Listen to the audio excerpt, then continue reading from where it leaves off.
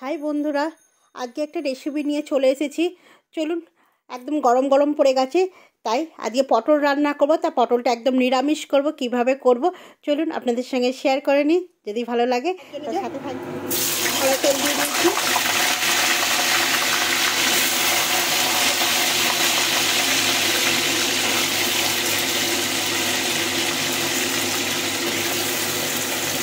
নিরামিষ করলে বন্ধুরা পটলটা একদম এই যে হলুদ দিয়ে দিলাম, লবণ দিয়ে দিলাম, একদম নিরামিষ। আমার রান্না কিন্তু এখন পুরো নিরামিষই যায়। যারা নিরামিষ খান তারা কিন্তু খুব ভালো লাগবে। খুব আমার প্রত্যেকটা রান্নায় কিন্তু এখন নিরামিষই বেশি একদমই যাচ্ছে। পটলটা ভাজা হতে হতে চলুন আমি মশলাটা কমপ্লিট করে নিই। কী কী মশলা দেবো দেখুন। একটু আদা দিয়ে দিয়েছি, একটু শুকনো লঙ্কা দিচ্ছি। ঝালটা যে যার পরিমাণ মতন ঝালটা খাবে। একটু জিরে দিলাম। জিরেটা আমার এই চামচে 1.5 চামচই ধরুন। ধনেও দেবো এরকমই পরিমাণে, ধনে দিয়ে দিলাম। আর দেবো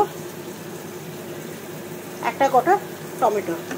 চলুন এটাকে আগে মিক্সিতে পিসাই করে নিই। দিয়ে দেবো একটুকু এলাচ আর দারচিনি। চলুন মশলাটাকে কমপ্লিট বন্ধুরা। মশলাটা আমার করা হয়ে গেছে।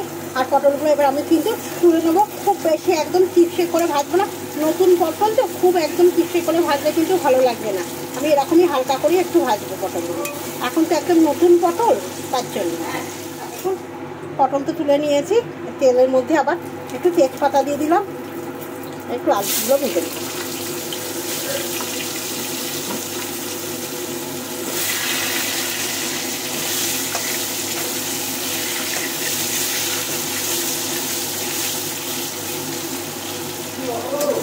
আলু আর কি দেবো, আর চারটি টমেটো দিয়ে আমি ঢাকা দিয়ে দেবো। আলুগুলো তাদের সাথে আমি কী দেবো, এরকম কালারের জন্য একটু রেড চিলি দেবো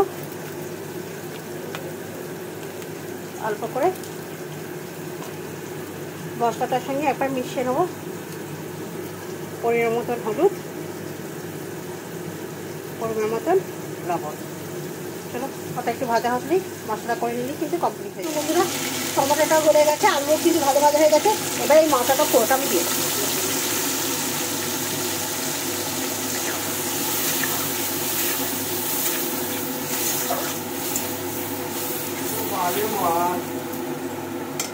এবার মশলাটা কষার জন্য আমি দিয়ে দিয়েছি।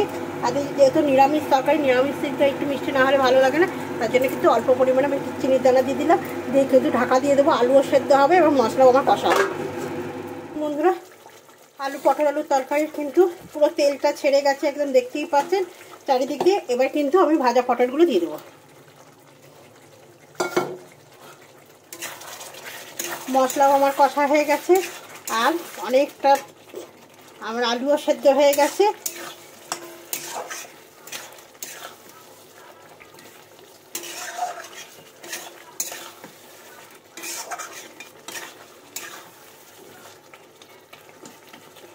এবার মশলা যেহেতু কষা হয়ে গেছে, এবার একটু পরিমাণে অল্প জল দেবো। একদম তো তেল একদম চারিপাশ দিয়ে ছেড়ে গেছে, আর কিছু ছাড়ার নেই।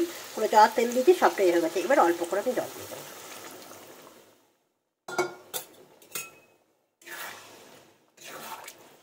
যেহেতু ভাতের করছি বন্ধুরা, একদম শুকনো করবো না। আর এখন নতুন পটল, একদম কষাটাও অত ভালো লাগবে না।